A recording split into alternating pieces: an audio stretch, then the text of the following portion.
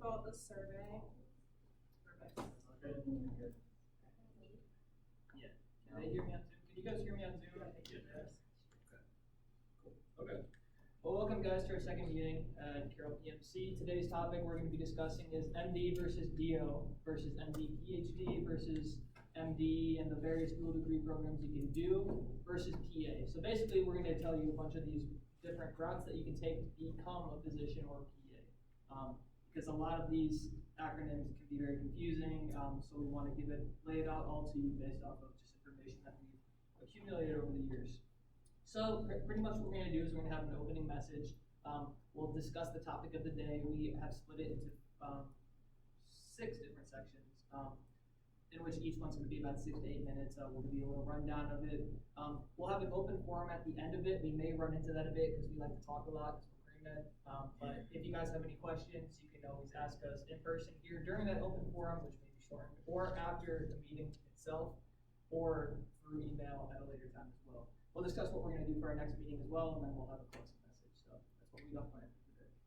So I'll let our security arms take away that. Security, sergeant of arms, yeah. All of the above. All right, so my goal with the opening message is to inform, excite, empower, and involve all of you guys. So with that, Andrew has already gone over the purpose for the meeting, which is to look at the overview of the professions that are the opportunities to pursue, or the paths to pursue. And what's exciting about this is if we are successful, we will all walk away with a more informed and educated mind and information on what paths might be the right one for us. So to empower everyone, Carroll PMC is looking for each of you to bring ideas and the focus that will elevate the club along with the Carroll pre-med community and the broader Helena and medical community. And we want to involve all of you guys. After our discussions today, we invite anyone and everyone with questions or ideas to come up and chat about the outcomes or topics that you may like to hear about or want to learn more about in future meetings. So, next slide, please. So, also with the, as we brought up last meeting, for the beginning of every meeting, we'll go and start with COVID update. So in Lewis and Clark County, there are, within the last 2 weeks, there are a total of 17 cases, and with the overview, 2 deaths. And for the shadowing, and then moving on, the next process, the next thing is for shadowing updates and opportunities. Wes has been working with St. Peter's Health, and they are working ongoing to finalize plans and opportunities for Carroll students to apply and for shadowing opportunities. And they are still accepting applications, but if there are any further questions or specific specialties you would like to shadow or look into for shadowing positions, I would direct you to Wes Spice, and he'd be a great resource to look more into that. Okay, so we're going to begin with MD. Okay, this is the one that you see a lot oftentimes. MD stands for medical doctor. This is pretty much the route that you can take if you want to train in what's called allopathic medicine. I'm going to break that down for you a bit. Or I'm going to, this is specifically what I'm pursuing in my career, so I'll break it down for you as best as I can based off what I know about it. So just a little brief history. Medicine really started in the U.S. back in like the 1600s. At that time, there were 3 ways you could pretty much be a doctor. You could be a physician, you could be a surgeon, or you could be like an apothecary, which it's like some naturopathic thing. Anyway, over time, it really became beveled down into 2 different specialties. You could either be a physician or you could be a surgeon. That's often the question that a lot of medical schools like to have you know by the time you get matriculated into medical school is physician or surgeon. You don't have to know that at the time, but that's usually what it looks like. So New York kind of got it started with the first medical school. I believe that medical school was the Medical Society of the County of New York. That was the first one that began That's a picture of it up there. So then the American Medical Association, which is known as AMA, that was what was established then. That's pretty much when it started to kind of standardize what it meant to be a doctor. So they established this specific program. I believe it was like 2 6-month periods of like clinicals, and then there was book study, and then there was a couple other 2 or 3 month periods of different bouts of education. And then finally, in somewhere in the 1900s, the 1930s, residencies were created. That's the thing that follows medical school. And so that it was created, and it was typically a 1-year thing. Now it's sort of it's developed over time into a different sort of pathway, and I will tell you specifically what that pathway is that you have to take to be an MD. I believe on the next slide. That 75% down there, I almost forgot to talk about it. The 75% refers to the amount of people who are doctors who are MDs. 75% roughly, approximately, are medical doctors. The other ones are DOs, or doctors of osteopathic medicine. But what about treating the whole patient? I don't know if you guys have heard of this, but when some people say, what, be an MD or be a DO, like what's the difference? Like why are DOs better than MDs? DOs will tout that they have a holistic philosophy. They look at the person as a whole human being, that they look for different methods other than just throwing pills at them.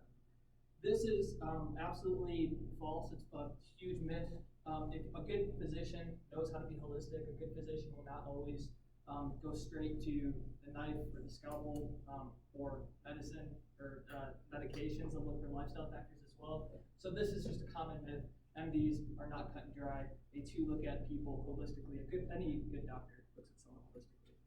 So routes to being an MD. So these are the prerequisites, and please, I urge you, try not to get overwhelmed by this. I know I was when I was a freshman, and a sophomore, and a junior, and currently as a senior. But it's the process. It can change. There are different ways, but this is the basic way it's got to go. So, and sorry, my voice is kind of scratchy today, so I'll be clearing it constantly. So right now, 4-year college degree, undergraduate, that's pretty much what you need. Some people do it in 3 years. With biology degrees, it happens, but 4 years in college, you get your bachelor's degree, you can apply to medical school. Okay, so prereqs, they vary school by school. Usually it includes a bunch of science courses like physics and biology, organic chemistry, OChem, that's a big one, biochemistry, that's another big hurdle. Usually some form of statistics and mathematics, basic mathematics though, and then English credit typically. A lot of times now they're requiring psychology and sociology. You're going to see that for sure in the next few years, now that the MCAT in 2015 was given a psych and soc section. You gotta take the MCAT, speak of the devil. It's a gigantic test, it's very scary. It's pretty much like the ACT, A, C, and T are in it, but on steroids, if you wanna think about that. Medical school then takes 4 years usually. There's different programs you can go into. For MD, it takes 4 years in medical school. Then you go into what's called residency.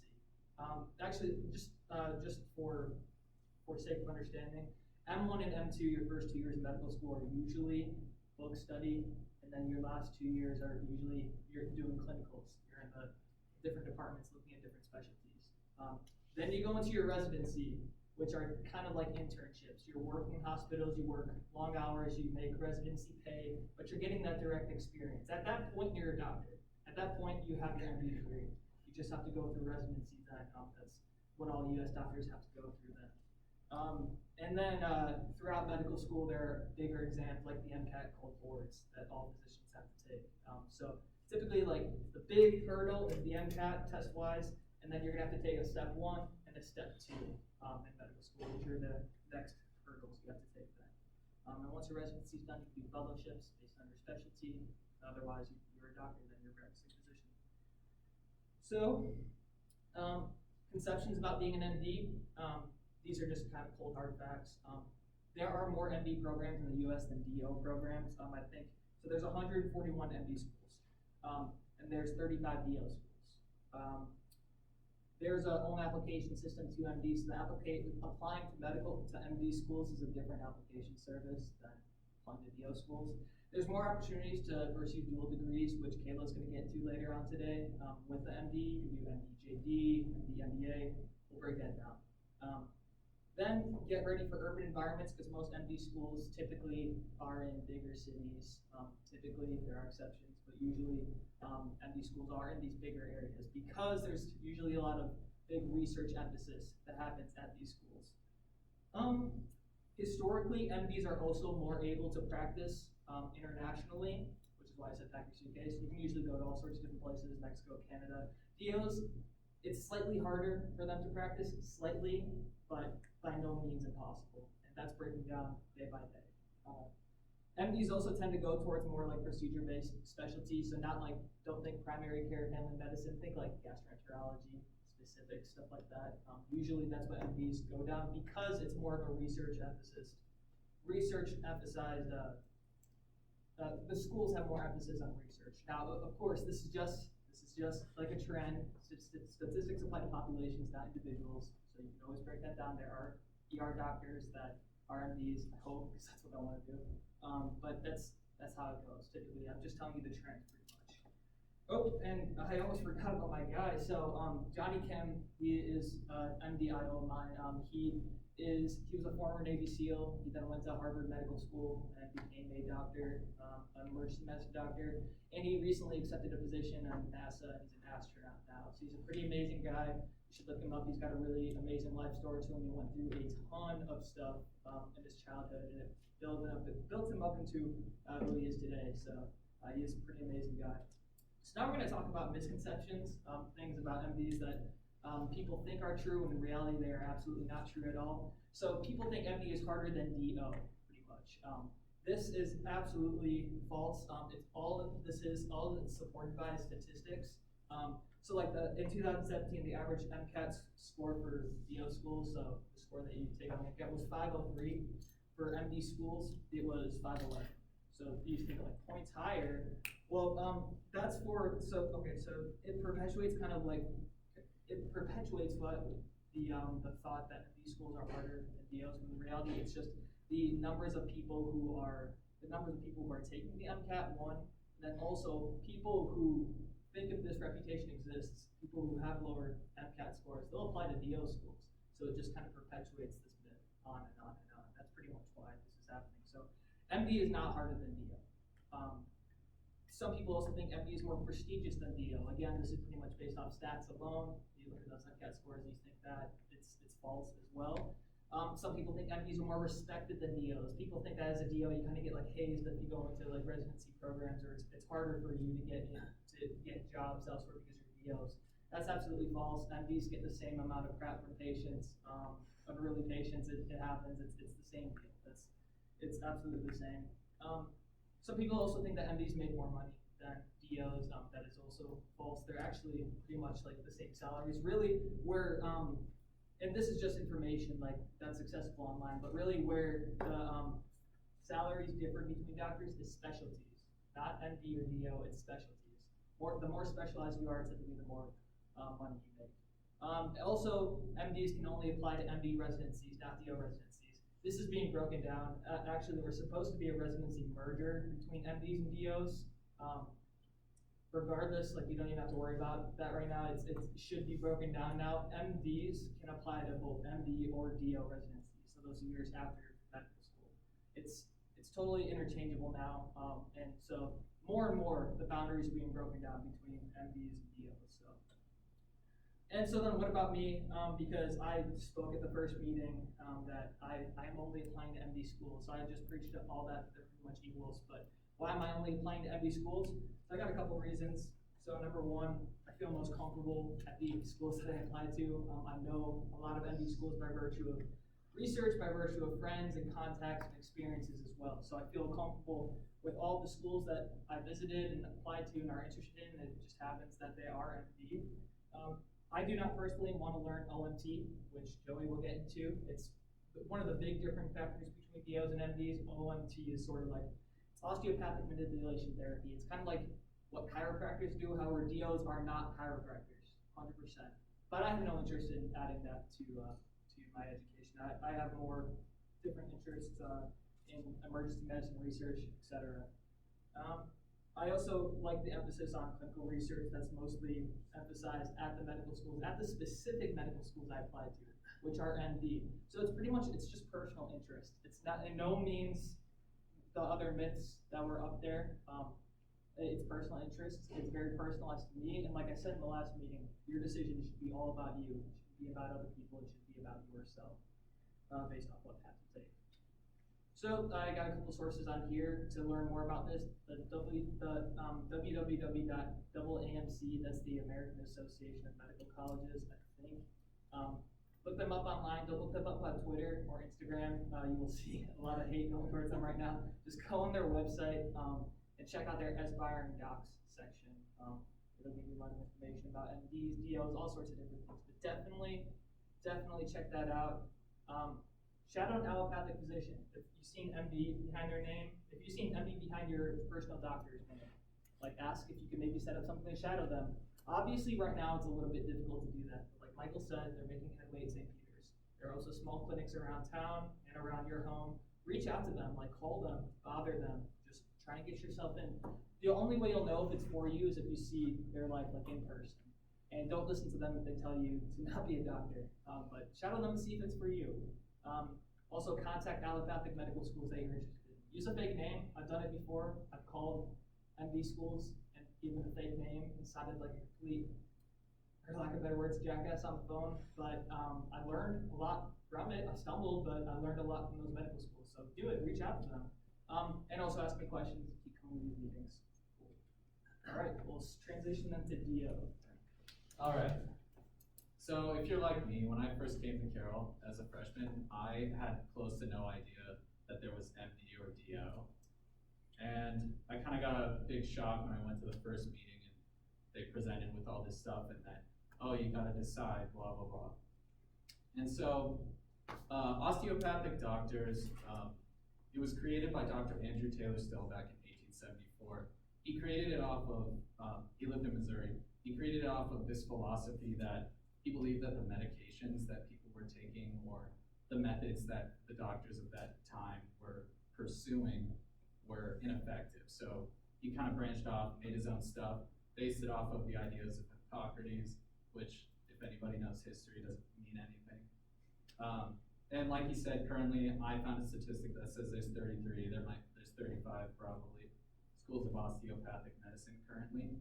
And that's spread out throughout the United States. Most of it is in the southeastern part, surprisingly. And like he was saying, it's a very similar prep. You gotta have a high GPA, you gotta do the MCAT, and you gotta apply. But statistically, like he had already elaborated on, it's easier to get into a DO school, which propagates the stigmatism behind it, saying that you're not as good as an MD or you're different than them or you're not going to treat me like the other guy is. But so typically you can get into a DO school, the average matriculate is like 325, I think, and then the average for the MD is higher. It's like above 3.5, usually depending on the school. So of course we have another contrary statistic here, 67% versus 7.3%. I found another one that said a different number.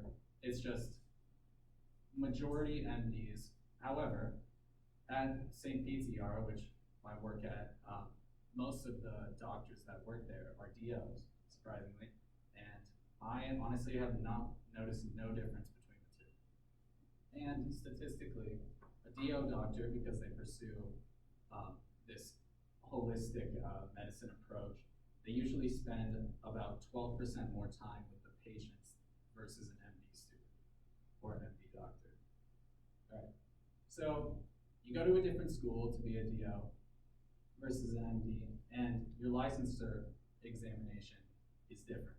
The MD people usually take the USMLE. They will take the USMLE, and then the DOs take the COMLEX. However, you each take a board exam at the end for your state that you're living in that will then license you, and that's the same. So at the end, like he was talking about, there's the OMT, which is an additional 200 hours of musculoskeletal training. So they pretty much teach you to, somebody presents with a headache, and like, this is a classic example, somebody presents with a headache, and an MD would typically do an examination of probably your head, and then a little bit farther down. But an osteopathic doctor would probably pursue the rest of your body and maybe complete the full examination, although you're supposed to anyway. But that's just kind of how it is. And they'll like stretch your arms out or something, or they'll tell you to do something different and then come back later, versus another doctor might, an MD doctor might just give you medication for your headache, or which will treat. I mean, both treating ways is fine, but osteopathic people tend to take preventative measures rather than treat on site. Question for you. Do you notice much OMT in the ER with DO physicians? Not really.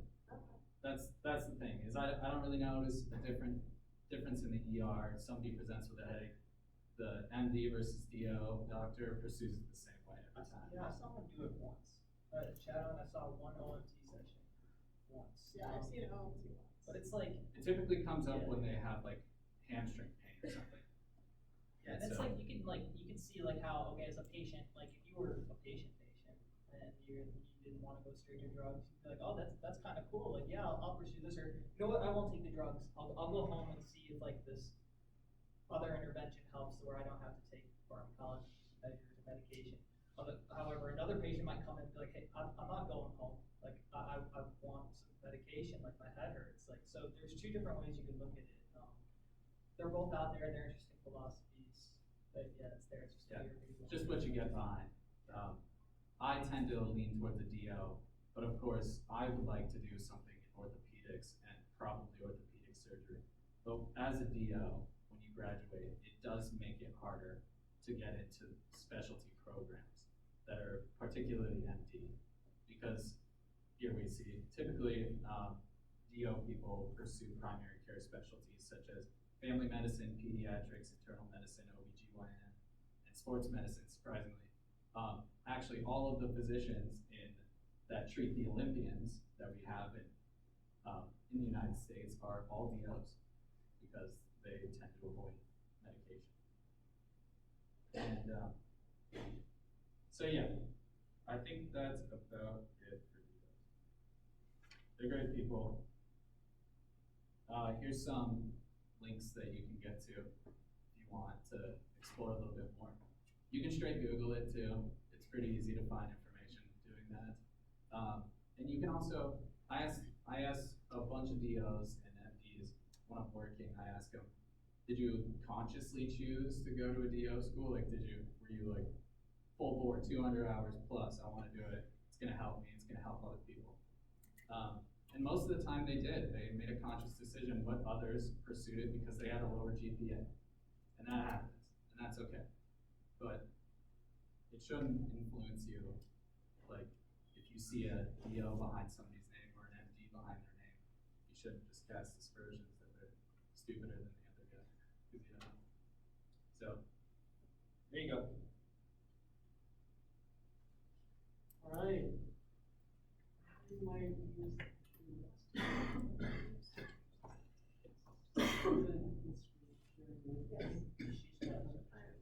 Oh, yeah, the screen. But you also have to change this. What's that? You have to change the screen too. They're not Oh. gonna do it. All right, MD, PhD, where vocational training and research collide. So you might be asking yourself, what is an MD, PhD? This is a dual degree. So basically what it means is by the end of your training program, you will have received a degree in vocational training of doctor of medicine and research expertise in doctor of philosophy degree. The origins, just a little bit on that. The early emergence or official start of these dual degree programs came to be in 1964 when the chief of Office of Program Planning and Evaluation, Herbert H. Rosenberg, himself PhD at the NIH, developed what is now known as the Medical Scientist Training Program grant funding, which is the MSTP grant. and that's currently distributed among 50 institutions, medical institutions. So you may, now you know the degree, the dual degree, and then the origins, and you might be asking yourself tuition. So as you might have heard, for 50 institutions that receive funding, most programs recognize the students' efforts and time that goes into training for the MD, PhD. So in this, there is a large incentive for many applicants, which makes it even more competitive in that sense, that the programs often cover most, if not all, financial support for the student during their training. So, frequently asked question, why should I pursue this dual degree? Why should I pursue the MD, PhD route? How I like to explain it, and from my sources, it is the forefront of innovative design, and the power of research is at your fingertips. If you're fascinated in human biology and disease, enjoy the creative process, and are driven to see the completion of a project from benchtop to the bedside, this is your calling. If you're, I've already said that. To understand fully and cure human disease, not simply treat, but be at the intersection of where science and medicine unite, is a common answer to this frequently asked question. So, the requirements. So the AAMC, a source that both Andrew has mentioned and Joey has mentioned, is it lists elements for a successful MD, PhD applicant.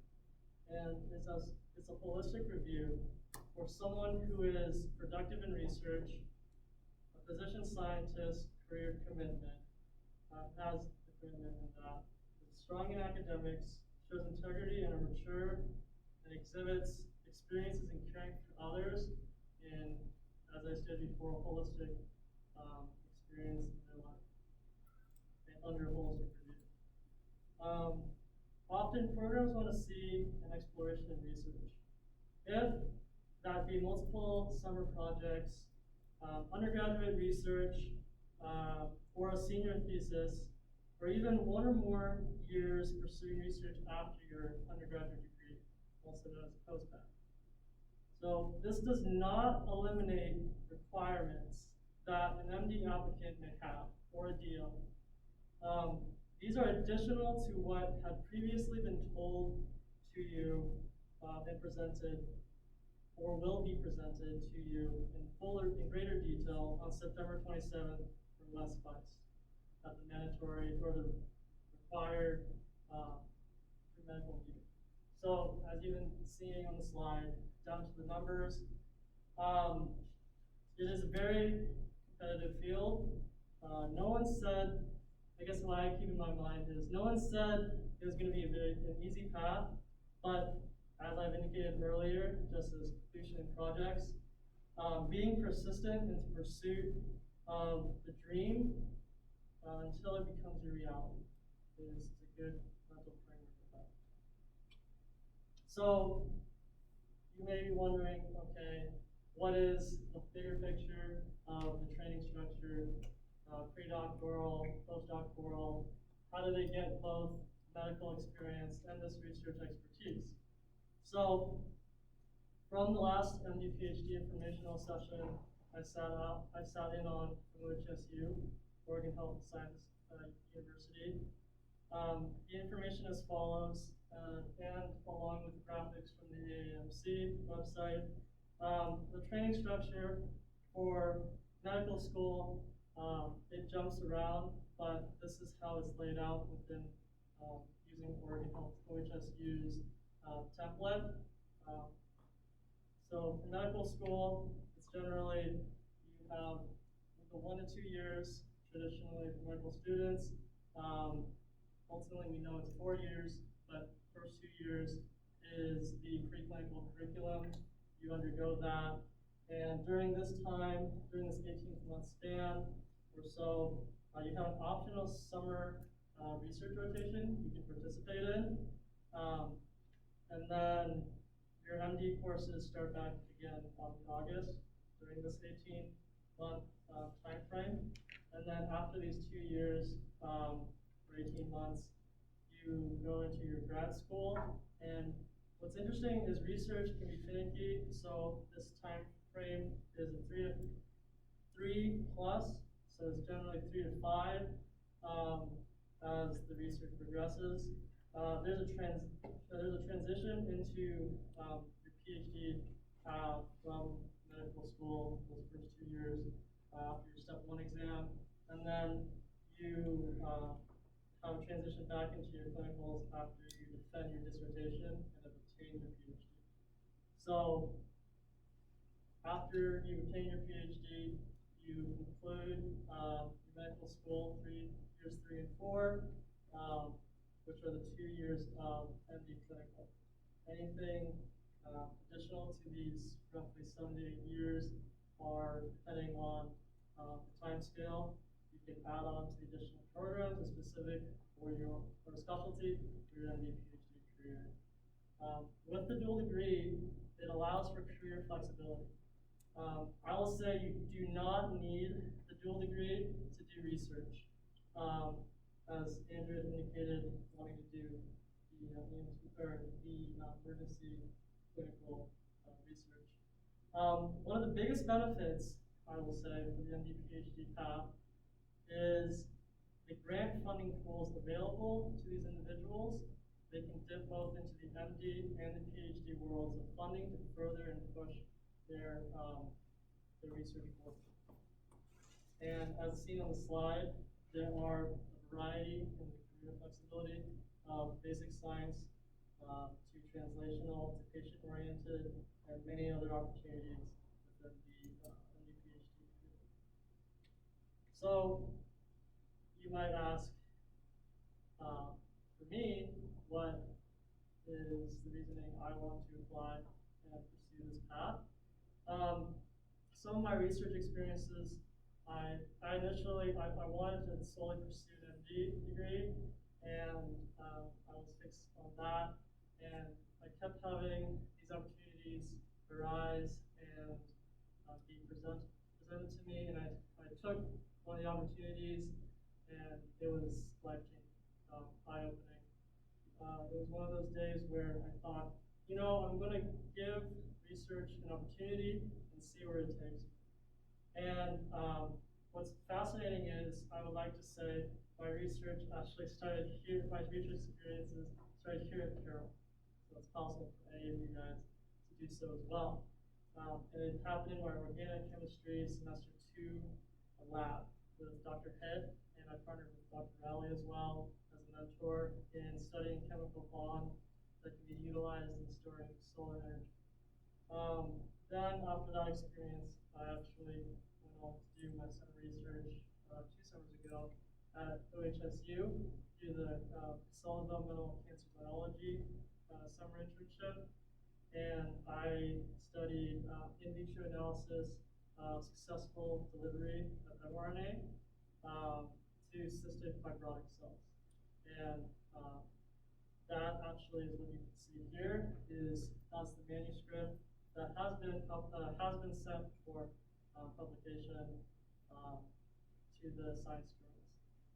And that was one of the most eye-opening experiences and opened the world of research to me I had not known before. After that, I came back to Carroll Fire in my part for research and studying and taking all these opportunities I could. And I partnered with Dr. Alyssa Hahn for studying independent research analysis of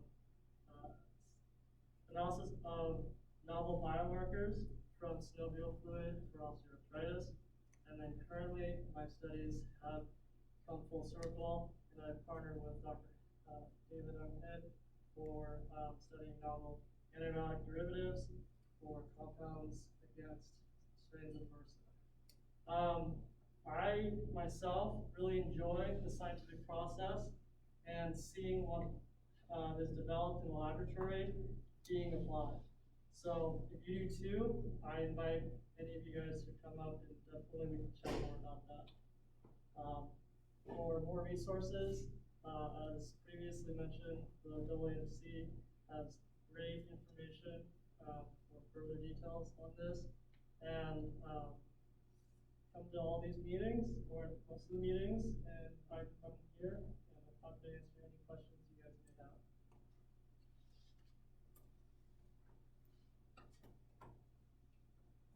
Okay, so I'm gonna talk about dual degrees, and for sake of things, most of these slides, they're for MD or DOs. You can do dual degrees in both. And so there's basically endless opportunities when it comes to dual degrees. So why pursue a dual degree? You definitely get to maximize your career options. If you have 2 degrees, you can combine 2 fields you love, which is what I'm planning on doing. And then just like, I don't know, a joke I always like to make is the more letters after your name, the better. I mean, that's obviously not true, but I thought this meme was kind of funny because some of us, that might be the case. You might have more letters after your name than your actual name. So, to start with MD, the most popular MD dual degrees are MD Master of Science, MD Masters of Public Health, MD Masters of Business and Administration, and MD.J.D., which is a Juris Doctor, which is a lawyer. Yeah. Okay. And then with the DO, these are the most popular ones I saw online. So you have your DO Masters of Arts, which could be literally anything like dance, I don't know, an MBA, and then there's the Masters of Healthcare Association, and then the ones after are basically the same thing, just like a little bit tweaked. And then we have the Masters of Public Health, a Masters of Science. One that I thought was interesting is a DO-DMD, and so that's being a DO and a dentist. I'm not really entirely sure why you would do that. Maybe you want to live in a rural town and be like the doctor and the dentist. 2 examples. I mean, honestly, if you want to do it, be my guest. A DO-JD and a DO-PhD. So the options for dual degrees are open to MDs and DOs. So just like clarifying that there's really not much difference. And so we'll start with the master's degrees. These are generally offered through the same school that you go to the medical school at, because most medical schools are partnered with a university. So Carroll is only basically strictly undergrad, but most actual universities that are large and not private and small, they have like a school of business, a school of law, a school of XYZ. And so you would just do it there. So for Masters of Science, you generally have a specific research interest. So this is great for people that are considering MD PhDs, but PhDs are much harder to get than master's degrees. So a Masters of Science is kind of, I wouldn't say the easier route, but like the shorter route to do this similar things. You can often get a Masters of Science in 1 to 3 years, where a PhD can take, some people are PhD students for like 12 years trying to defend their dissertation. It's insane. So with a master's degree, there's lots of options on what you can get it in. It generally takes 5 to 6 years, and the process is Med Student 1, Med Student 2, master's degree for 1 to 2 years, and then Med Student 3, Med Student 4. This is a trend that you're gonna see. You generally start with the first years of medical school. And so when it comes to master's degree and Masters of Arts, these are just some of the most popular ones. So there's a research-focused master's. I just left the Masters of Arts blank because, like I said, it could literally be anything. Then we go into healthcare administration, adult education, biomedical ethics, biomedical sciences, disease and emergency management, disaster, emergency management, health sciences, general management, medical education, and nutrition. So you can kind of combine your degrees. So I guess with nutrition, if you want to make that example, if you want to focus on like primary care, but like preventative medicine for like diabetes and stuff like that, you might look into doing a DO or MD Masters of Nutrition, because you really have a lot of valuable knowledge when it comes to your patients. So when it comes to the Masters of Public Health, this focuses mostly on biostats, epidemiology, women's health, disease control, preventative medicine. You kind of get to pick your focus and area of concentration when it comes to Masters of Public Health. So you'll take some general public health courses, but then you create a focus and a concentration. And so you apply to the School of Public Health during the beginning of your second year of medical school. This kind of varies with each school. Some schools you actually apply for at the time of applying for medical school, so there might be an option that's like MD, MPH, DO, MPH. Graduates of MPH dual degrees generally pursue careers in research, consulting, policy, or advocacy, but you can really do anything. A lot of people get their Masters of Public Health and do nothing with it. A lot of people get their Masters of Public Health and only work in public health, but use their clinician knowledge. And then a lot of people combine the two fields, so they'll work as a clinician, but use their public health knowledge to like aid their patients and kind of connect two dots together. And so the way this works is you do your first year of medical school, your second year, and then you do your MPH, which is 1 year, and then your third year and your fourth year. So MPH dual degrees take 5 years. It is good to note that if you went and got an MPH outside of a dual degree, it would take 2 years to complete generally. So an MBA degree, these grads often work in healthcare administration, consulting, or leadership. There are less common pathways that include academic medicine, entrepreneurship, pharmaceuticals, and medical devices. So to get an MBA, you would apply to business school during your first year as a medical student. It is good to note that you would have to take the GMAT or the GRE as well as the MCAT exam for MBA schools. And then the way this works is you do your first 3 years of medical school, do your MBA, and then do your fourth year. Although there are some schools where you do your MBA first and then you go for 4 years of medical school. So it really depends on each school. A JD degree, these people usually, I think it would actually be a pretty neat degree. They work as academics at medical and law schools, malpractice attorneys, and leaders in medical and legal organizations. So, for example, if you have like a sticky situation ethically, an MD JD is a great person because they have the law degree, but they also have the MBA degree, so they can pull information from both backgrounds. So I guess if you were in a malpractice like lawsuit, you would probably want an MD JD on your side. And so this takes about 7 years to complete. But what I did find when I did research is that many students go to medical school and law school concurrently rather than pursuing a dual degree. That seems like a lot of work, but apparently that's what most people do. So if you do concurrent coursework, you apply to medical school and law school during the same time. And your first year of law school and medical school are the same year, and you take classes concurrently, usually at the same university. If you do a dual degree, you apply to law school during MS1, and the LSAT is required for law school. And if you do a dual degree, it's your first years of medical school, 3 years of law school, last years of medical school. So that's how that works. So these are great resources for where you can go to learn more. The MSAR, which is part of the AAMC, it's just this basically great tool to like plug in your GPA and your MCAT score, and it kind of pops up like schools you should look into considering.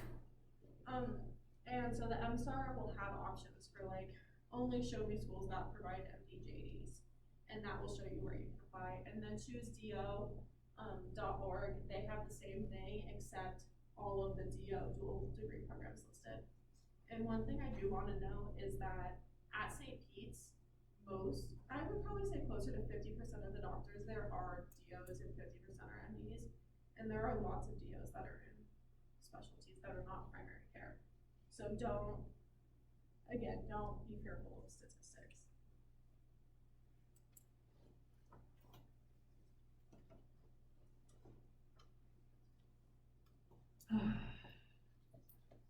A PA is the associate of a medical doctor working alongside them and part of the healthcare team. In fact, and as we are moving forward and MDs are becoming more and more scarce worldwide, PAs are gaining more and more authority. A PA, typically their starting wages are $75,000 to $100,000 at the beginning, and a big benefit is that rather than staying in school for 10, 12 years, or just having a minimum of 4 years of additional education that's incredibly intense, a PA is a master's degree. It is 2 years. 1 year of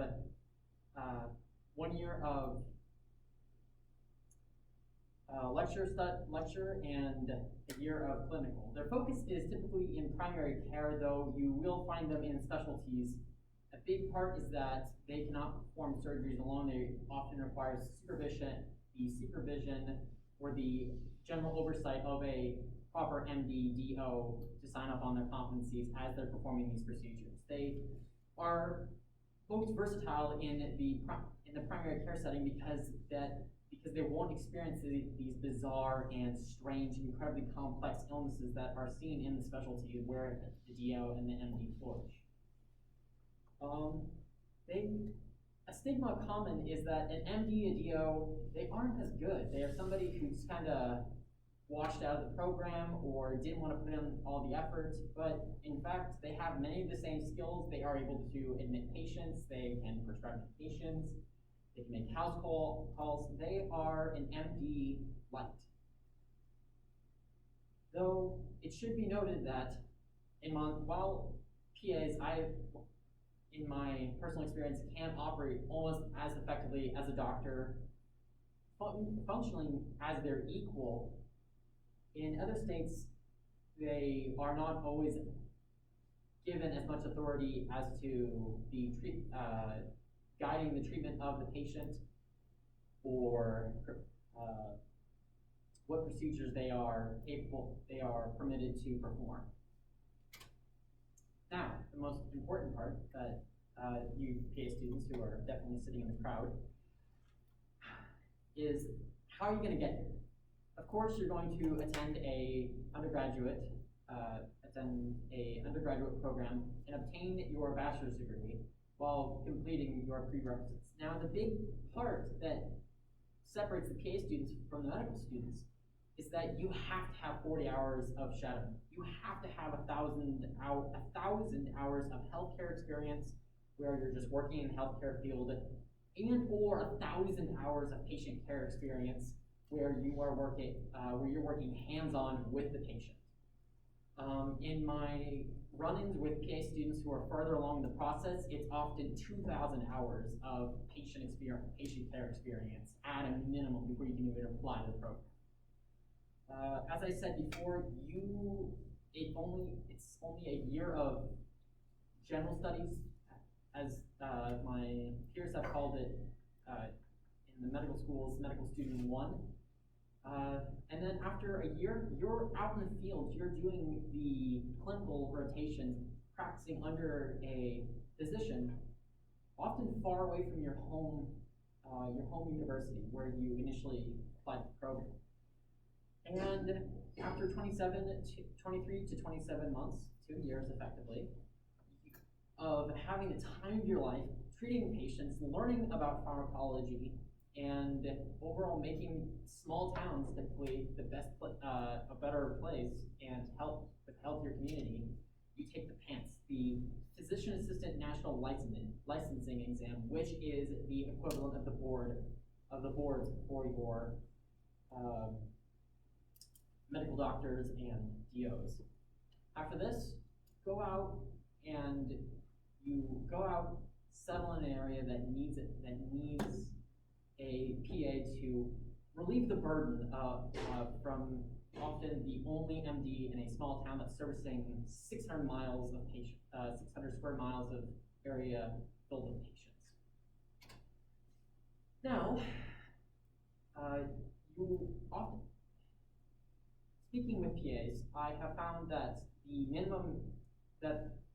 average GPA entering these programs is 3.4 to 3.5 or above in your science, and of course a cumulative GPA of 3.5 to 3.4. Rather than the MCAT, which the MDs and DO students take, you are required to take the GRE, which is the graduate school exam, which anybody wanting to enter, say, a Ph.D. in chemistry or French would take. It does require a minimum score of 291. Now, I am pulling this from Montana's own PA program at Rocky Mountain College over in Billings, And a benefit of this is that PA schools are not always located in these giant metropolises, but oftentimes can be found in kind of smaller towns such as Billings.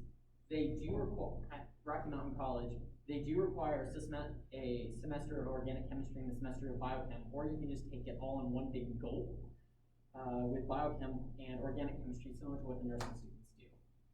You do require, and there are 15 credits of biology that require anatomy, physiology, microbiology, genetics, with all their affiliated labs, just as many medical schools require. It is effectively the same prerequisites as a medical school student, pre-med student. Additional courses, in fact, because you will oftentimes be working at the side of the physician as he's working, and many times by yourself, you need to know your medical terminology, as the training for the PA programs are a bit shorter. Again, same amount of math credits, and significantly less amounts of psychology and social science credits as, well, actually about equivalent. It's like credits in the humanities, psychology, social science. Same amount of three credits for the English composition. As I said before, there are 40 hours minimum of shadowing. The more you get, the better, the more competitive a student you will be when applying these programs. You want to see a variety of situations, just as a pre-med student wants to see a variety of specialties. But because the PA does not have as deep of a well of knowledge to drink off of initially, you are going to want to shadow PAs primarily in the primary care setting, pediatrics, internal medicine, family medicine, mainly in the clinic. At Rocky Mountain College, they require a minimum of 1,500 paid hours. You have to be working in a patient care setting before you can even apply. Of course, just as it is for pre-med students, as many hours as you can get working in the medical field or directly with your patients, the more competitive of an applicant you will be. Like physicians, because PAs are working by the side of physicians, you have the ability to specialize. In my research, I found that it was primarily in PAs who wanted to enter the field of surgery. So they were looking in, so there are a number of residencies, primarily on the East Coast, that allow residencies for PAs in general surgery, cardiothoracic, orthopedic, acute care. So I did find that there were a few options for subspecialty clinical care, like family medicine, urology, dermatology, OBGYN. Now, you must have a great many questions. So I suggest that you look at the University of Montana Physician Assistant Studies webpage. And as always, look at the American Academy of Physician Assistant website, just as one would look at the American Academy of Medical Doctors website. You can see the course requirements and advice reassuring your struggle through this active experience on Rocky Mountain College's Master of Physician Assistant Studies and PA residency programs, which I personally obtained my information from at the website below. Okay, good. So, like I thought we were going to eat into the open forum time. We absolutely did. So pretty much I'm willing to stay sometime afterward. If you guys have questions, I'm sure most of the club officials will stay for a bit as well.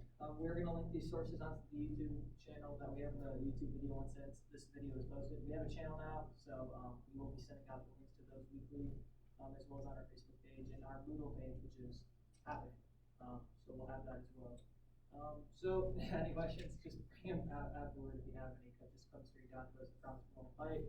And Michael, you can close us with that and quote in just 1 second. I forgot about this.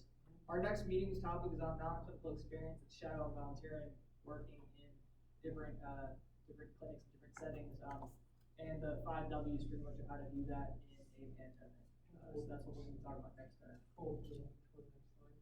So, you guys probably have already received an email from Wes. It's the updated date. There is some scheduling details that need to be changed. So it is on the 27th of September, the pre-med meeting, that is via Zoom. And he has sent that via email, and he asks that you do RSVP via handshake, just so you get a good head count and he's able to be prepared with all materials ready for it. And on that note, we'll conclude with the quote. I picked a shorter one this time, so I wouldn't mess it up. But we are all fixing what's broken. It is the task of a lifetime. And with that, thank you for coming, and we appreciate your time with us today. You guys, your same message spots on the way out. If you got questions, come straight down. Appreciate it. Great long weekend. We'll see you next week.